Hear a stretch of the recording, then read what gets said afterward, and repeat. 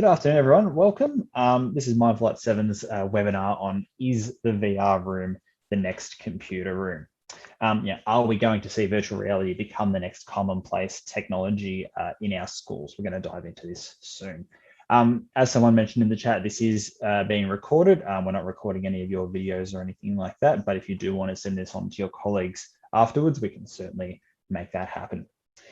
First and foremost, we would like to state our sincere acknowledgement and respect for all Australia's First Nations people, past, present and future, who we recognise as the traditional owners, custodians and managers of the land and waters on which we are meeting and on which we work and live.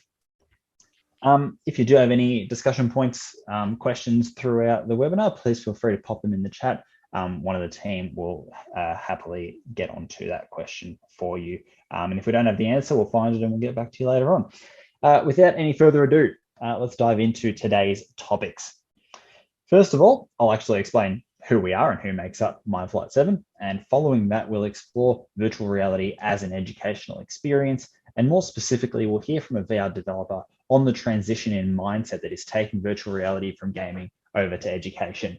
We'll explore the relevance of virtual reality in the STEAM fields and their careers, and then dig a little deeper into the overarching theme of today's webinar, a comparison and breakdown of the computer room of the past and the potential future of the VR room.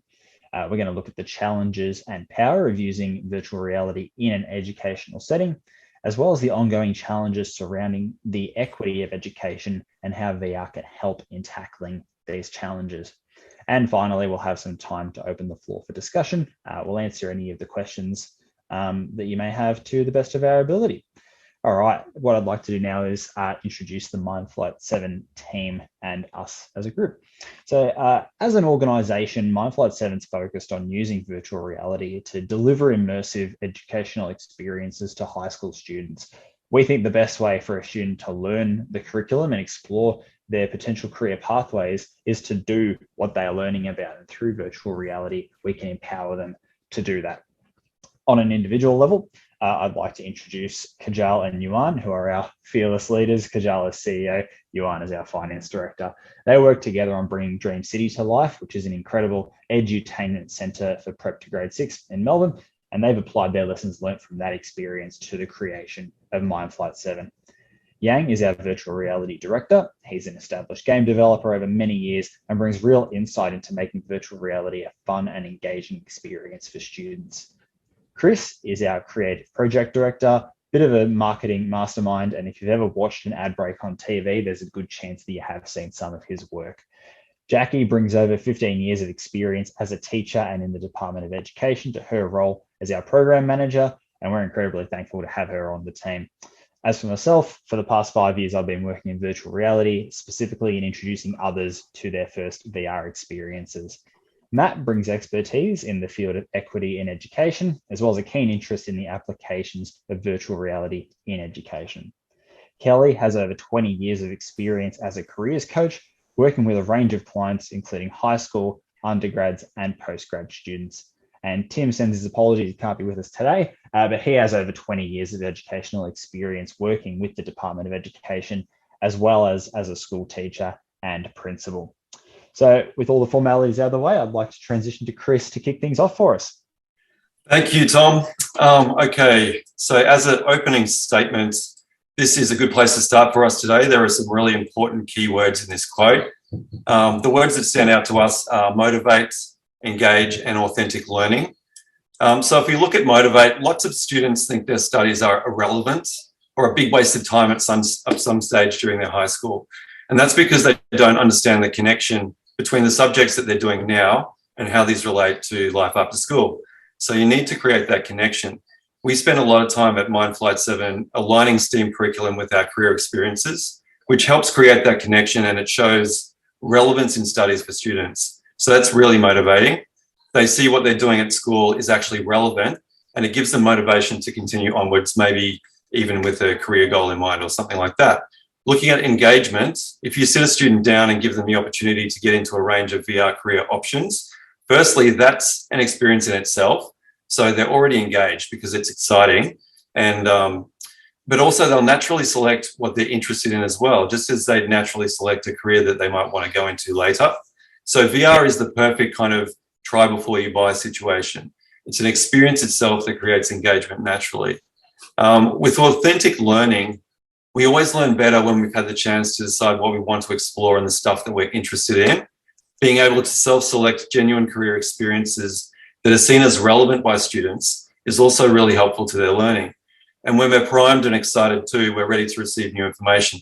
So all of those things are happening with VR, and that assists learning and makes it easier.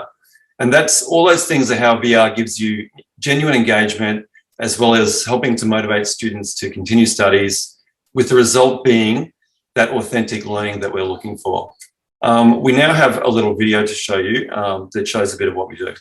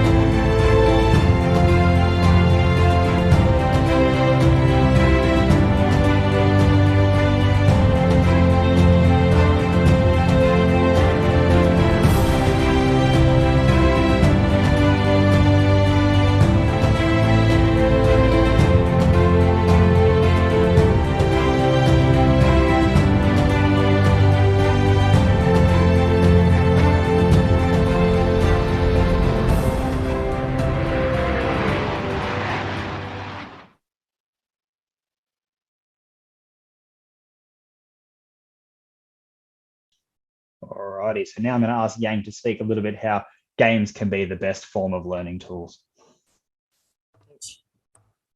Well, fortunately, we're in a time that serious people also understand the value of playing. When we do exercise, when we do a speech, or even in a business meeting, we always want it to be fun, so the activity would have our full attention. So basically, we're trying to gamify everything. And we've been doing this for a long time. I remember when I was in uni, my professor always mentioned the word edutainment, and that is education plus entertainment. I truly understand the power of it from my 11-year-old daughter. She fell in love with soccer from watching the last World Cup. But since then, she practiced hours like every day, and she managed to run 10K without anyone pushing her. And now she's playing the National Premier League after just 1 year. Yes, you have to be professional and get things done no matter what. But the best of the best in any industry will always be the people who are addicted to what they're doing. So to me, the question is, how do we get our kids addicted to learning? And the VR room could be the answer. I hope you agree. Now I'm going to hand it over to Kelly to compare the VR room with traditional computer room. Over to you, Kelly. Thanks, Yang. My name's Kelly and I'm a career coach. And as Tom mentioned, I've been a career coach for a while. And this picture, I think, probably highlights two different points in time. When I was in high school in the 90s, I remember computers arrived and the thrill of spending an hour a week in the computer room and the novelty. And as you can see, those sort of big clunky machines, I think that the fashion of the teachers probably gives you an indication of the era and the size of the computers. But I do remember how exciting that was. And you sort of contrast that, I don't know, if you can relate, please feel in the share in the chat. It'd be great to know that I'm, not the only one who remembers this point in history of having, the computer room and the excitement of the time in the computer room. But I contrast that with now. And, obviously computers at school, it was really high tech, really new.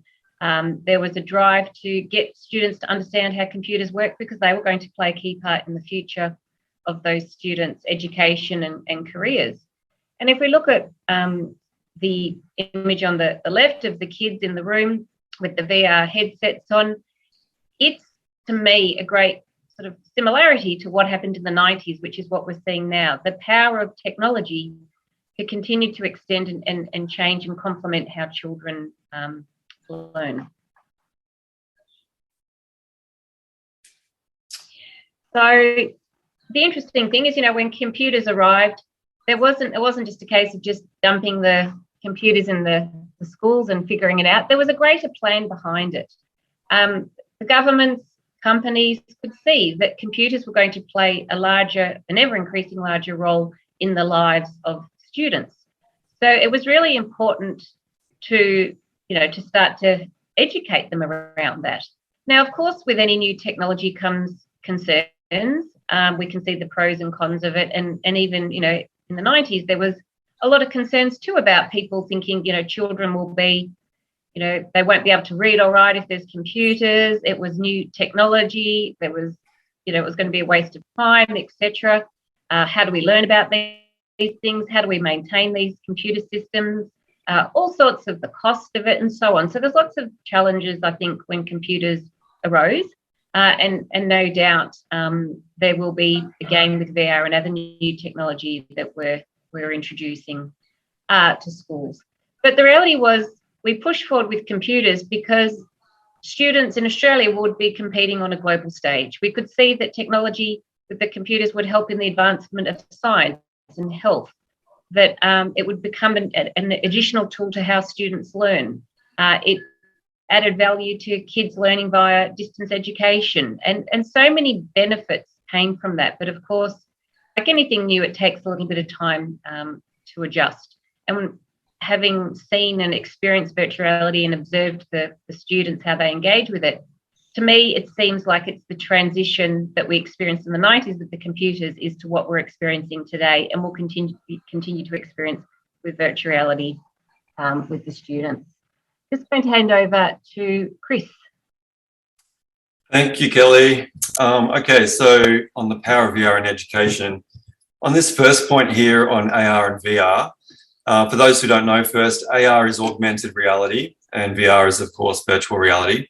So if you're using AR, you might wear a headset which allows you to see outside to the real world, but with graphic or a visual overlay area. So you might look at a book and see a diagram spring to life. A slightly different AR interface is more of a technical numbers and stats overlay within your viewing area, a bit like the view from the helmet of Iron Man, if you've seen that movie.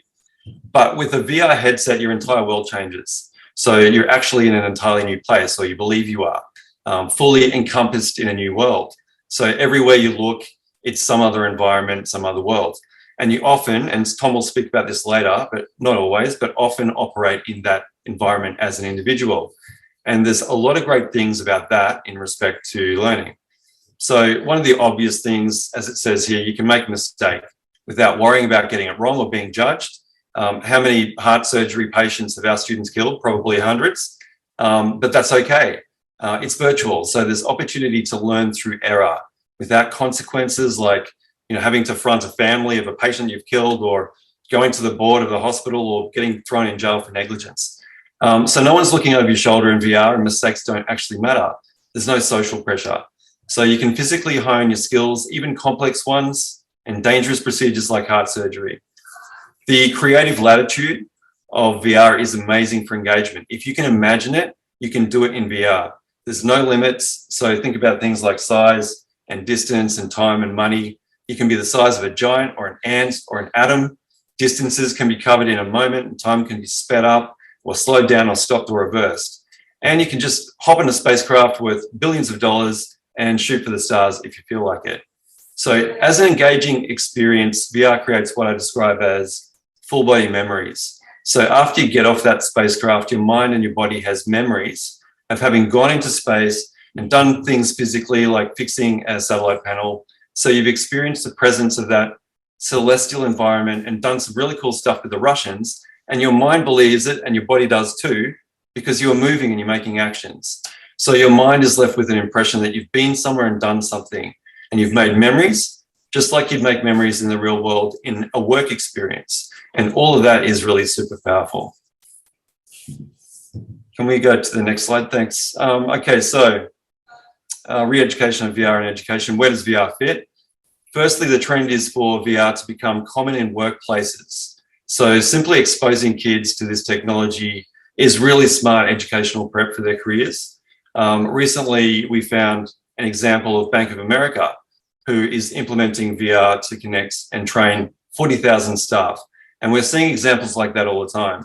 From the career education perspective, VR works because it helps students to literally see and hear and feel what it might be like to be working in any career, in any place, including careers that don't exist yet. So VR can introduce young minds to many future possibilities, including imagined ones. Through VR, they have an experience, they develop personal insight, they get a stronger idea of a relevant career direction that has a direct relationship to their interest and what they're studying at school. And that's a really great recipe for increased engagement and knowledge retention and understanding of concepts and processes like heart surgery I mentioned before, or things like chemical engineering or anything else.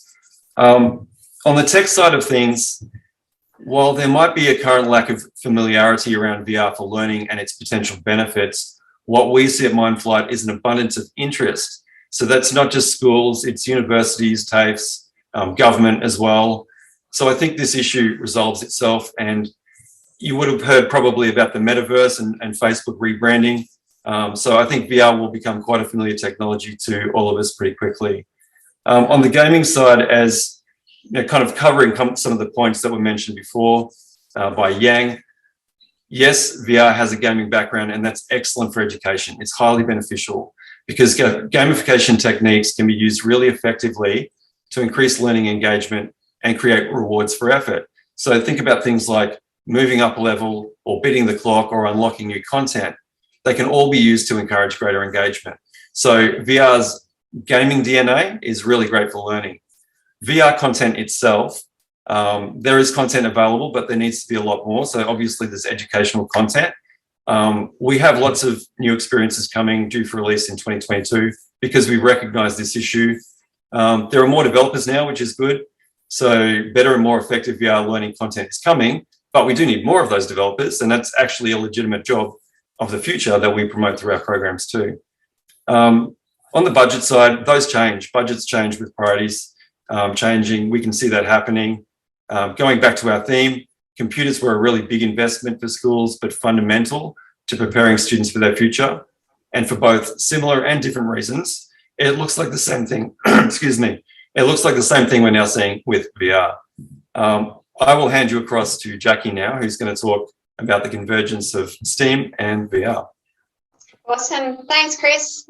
Thanks, everyone, for coming along today. We're really excited to share with you our passions around VR and what that really means for education. So just a little intro about myself. I've been in education for roughly 16 years, and I've had the opportunity to work across a vast range of areas, including subject, technology, levels and extension programs.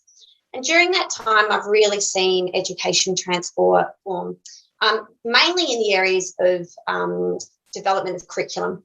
So, and those changes have really driven the need to adapt an education system that's inclusive and environments that create environments that encourage students to participate and collaborate, to problem solve and to innovate.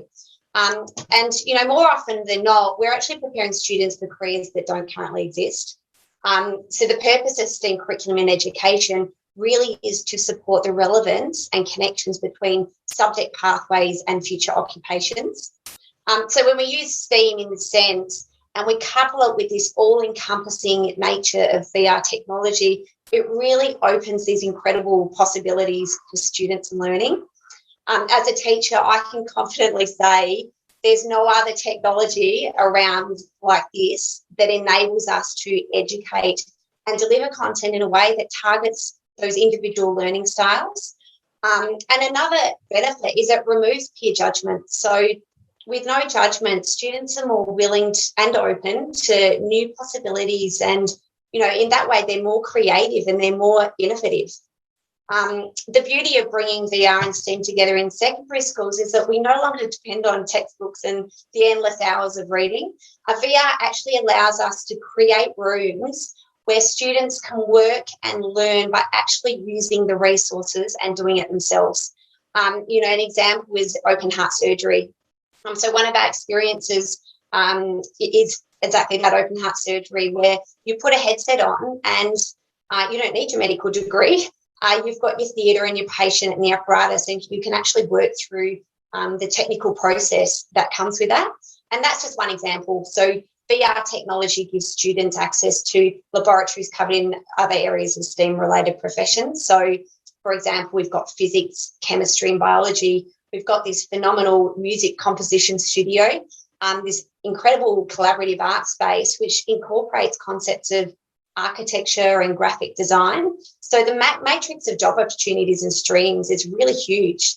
And these platforms are really easy to use for students. It can be a little bit more challenging for adults sometimes. They support remote access. They create safe environments without compromising on learning. And the benefits of creating stimulated environments and learning platforms like this is that they are learner-centric, which brings me back to that importance of supporting individual learning needs and styles and interests. That ultimately creates more presence, more engagement, and certainly more retention, which leads to enhanced learning experiences. Finally, at Mindflight7, our goal is to use STEAM and VR to give students those opportunities to create pathways that are most suited to their aspirations and interests. The outcome for this is students are motivated to be more and to do more and to go beyond their current knowledge base, which ultimately will guide subject selection and career choice. I'm going to hand over to Kelly, but if you've got any questions around STEAM and education and VR, please just pop them in the chat section and I'll get back to you. Thanks for your time. Thanks, Jackie. So as a careers professional and a mother of 3 children, I was sceptical of VR. I've worked with Kajal before, and it was only through my trust and respect of Kajal that I was willing to explore this concept, because some of you might be able to relate. I spent my whole life telling my children to get off devices. So I was a little bit hesitant to go down the path of something that would encourage more device usage. So I probably went into the experience somewhat skeptical. However, once I'd done the experiences, I was blown away and I was completely, utterly on board with how much value this can add to students from a careers perspective. I'm not a teacher, so I couldn't see it from the teacher's perspective, but I could clearly see it from the careers perspective. The chance for students to do these experiences and imagine all the different possibilities for themselves, to give them to exposure to things they would never have thought possible. And for those of you who are career coaches, a lot of children do select career paths just based on their parents or what the teachers might sort of suggest or whatever's popular at that time.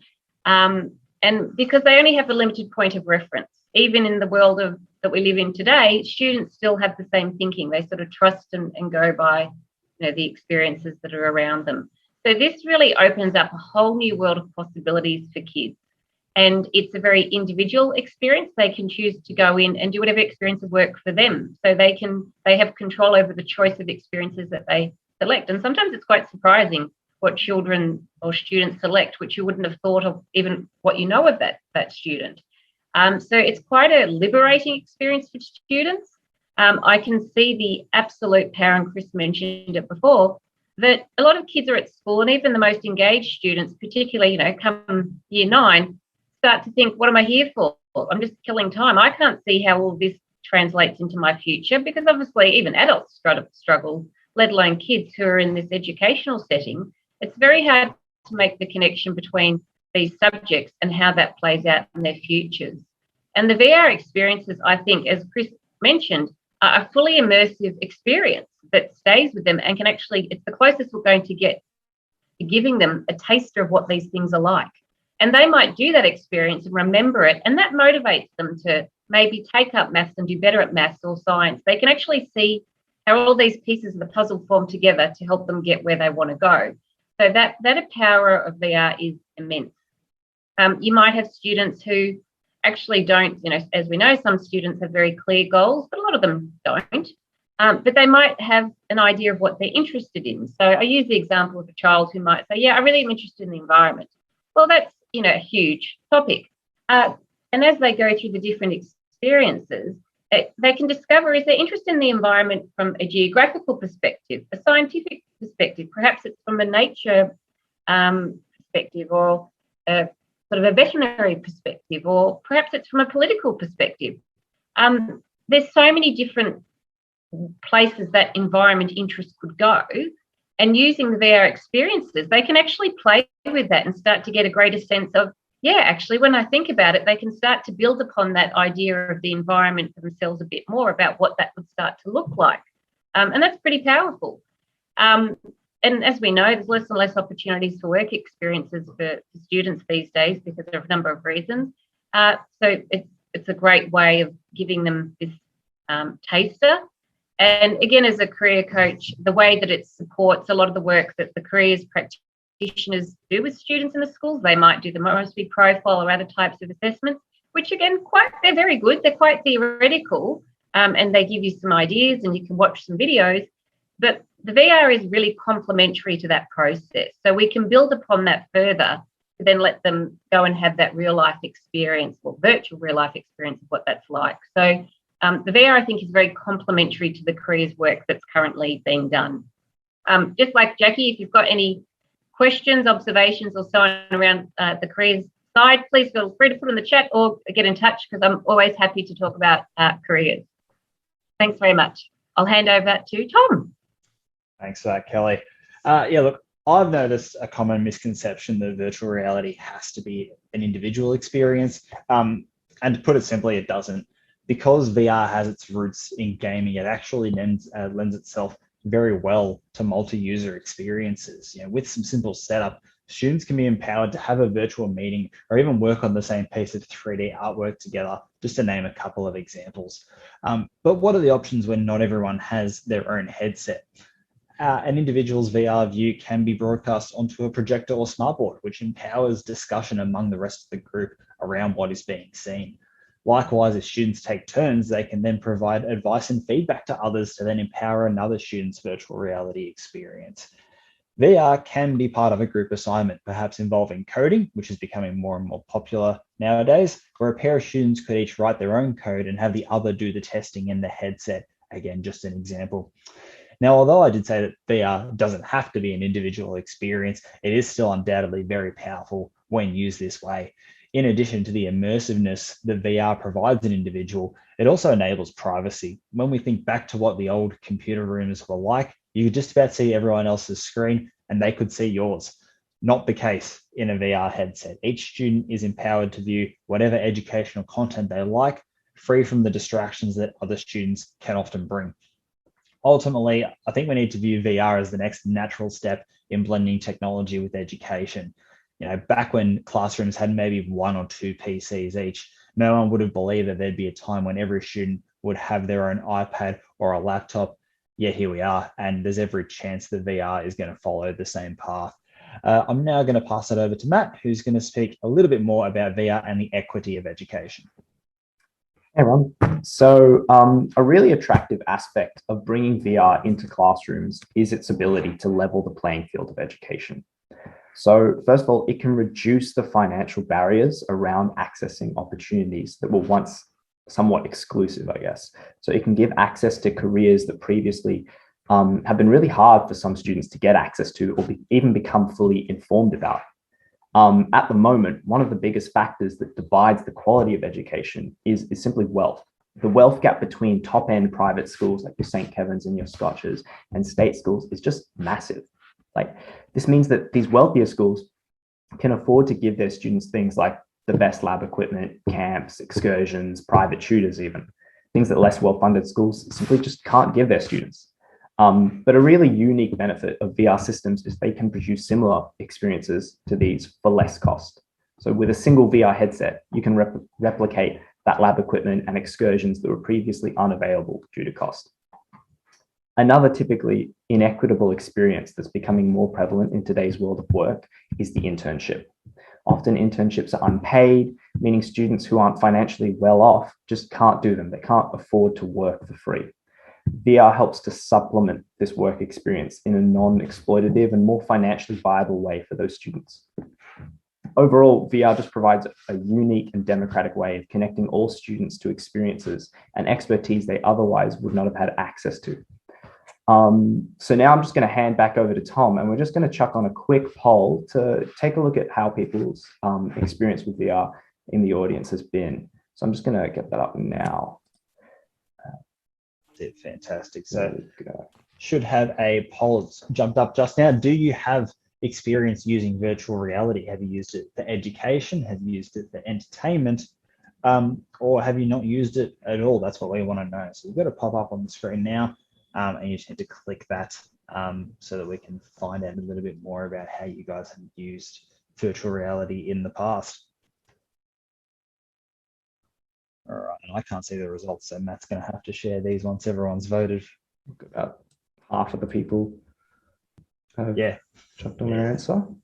A lot for entertainment, I can see. We have one for education, which is really interesting. That's handy. Good. Yeah, it's not surprising that for education, I guess, in terms of appealing to the masses, entertainment is where it's going to start. But I guess that's kind of our point, is that we can make education entertaining, and we're going to drive student engagement like that. All right, what are the results for us? Close the poll, and that should share it. Let's share those results. Can everyone see that? There we go. Yeah, massive majority for entertainment. Very fantastic, actually, that there isn't anyone who's voted who hasn't used virtual reality at all. So that speaks to the way that it's spreading and becoming more accessible. What we want to do now is open things up for discussion. So if you've got any questions about anything that you've seen so far, pop them in the chat. Otherwise, we've got a few casual discussion points that we'd like to get across. So I do want to throw a question to Jackie, who is currently involved in the school system. When it comes to incursions and excursions and all that sort of stuff, what are some of the logistical challenges that schools face that maybe the regular person doesn't typically think about? And does VR really help to solve any of the issues that excursions in particular might throw up? Yeah, good question, Tom. Sorry, there's an airplane flying over my head at the moment, so I'm struggling to hear a bit. But I think you're talking about incursion versus the excursion. Yeah. So that's a great question, because life is obviously changing for obvious reasons. So the logistics for schools being able to get out is challenging. So now more than ever, we need these opportunities that are easily accessible, and VR can provide that. So what we're noticing at the moment is a lot of the schools are getting to the end of the year and budgets are remaining. So schools are desperate to give students these experiences that they've missed out on. And a lot of people are turning to VR because they see the opportunities. It offers authentic, real-world opportunities at your fingertips without travelling places. Also the face of education is changing. We're creating opportunities within classroom environments. And VR can meet those needs and those demands. The logistics, as a teacher, I can tell you, organising an excursion, moving out of school, it's a big process of organisation. You need staff, you need additional helpers, you've got to consider aids for student needs, you've got travel time, costs, waivers. There's a lot of behind-the-scenes work going on that only adds to pressure that teachers are already under. So VR gives those incursion opportunities, takes the logistics, it just creates this simplicity, and it creates safe learning environments. Like we've talked about, kids can do chemical reactions and, just stuff that would be considered probably dangerous in other environments, but VR doesn't compromise on learning in that sense. So, it really is, particularly at this time, incursions are really important. So, yeah, thanks, Tom. Yeah, absolutely. No, certainly very important to get that message out, I think. I've certainly seen, that VR really helps in the sense of accessibility and special needs. When you consider neurodiverse students in an excursion environment, that can be quite challenging. You have less control over the environment that you're in, especially in comparison to a virtual environment, I suppose, where students can take things at their own pace. There's no pressure to stick with the group, so to speak, and all that sort of stuff. I think sort of leading on from that, you look at VR as a way to address issues like fear of public speaking, which if anyone who's ever been in a class where you've had to give a presentation, there's always a few students who are rightfully terrified of public speaking. It's not an especially easy thing to do, but with virtual reality, you can practice that. I've actually seen specific programs where it puts you, at a lectern in front of a crowd, and you can practice whatever speech it is that you need to deliver. There's a question here: do the VR sessions require consideration of safety aspects? Yeah, absolutely.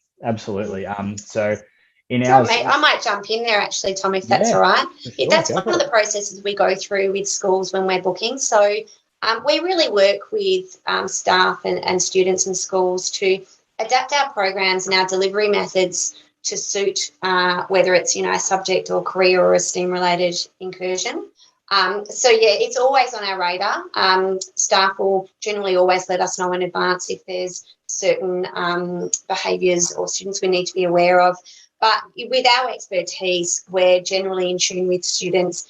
We have certain tricks of the trade, things that we lean back onto. So, if students, I know this Tom mentioned this earlier, during one of our incursions, we had a student that it just wasn't for her. So she took the headset off, but she actually integrated the learning with her partner and was able to use tilt brush the other student was able to draw, and she had to try and replicate or guess what that student was illustrating in that space.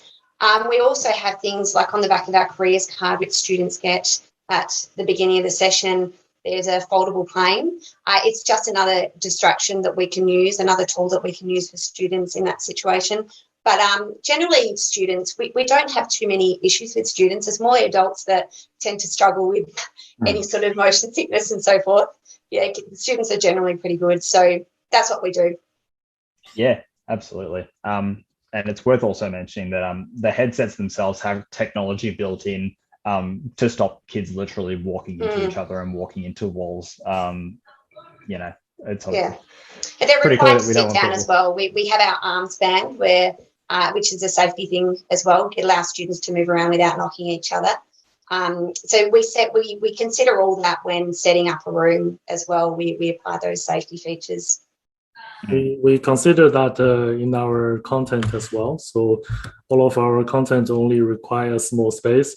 The student do not need to go out, and there are no required to do sudden, fast movement. That's it. And there is still safety aspect of COVID. So the minimum distance between the students is always usually 1.5 meters. So that works in the new world of COVID as well. That they are far apart from each other, but not too far, where you can still control the movements of the experiences.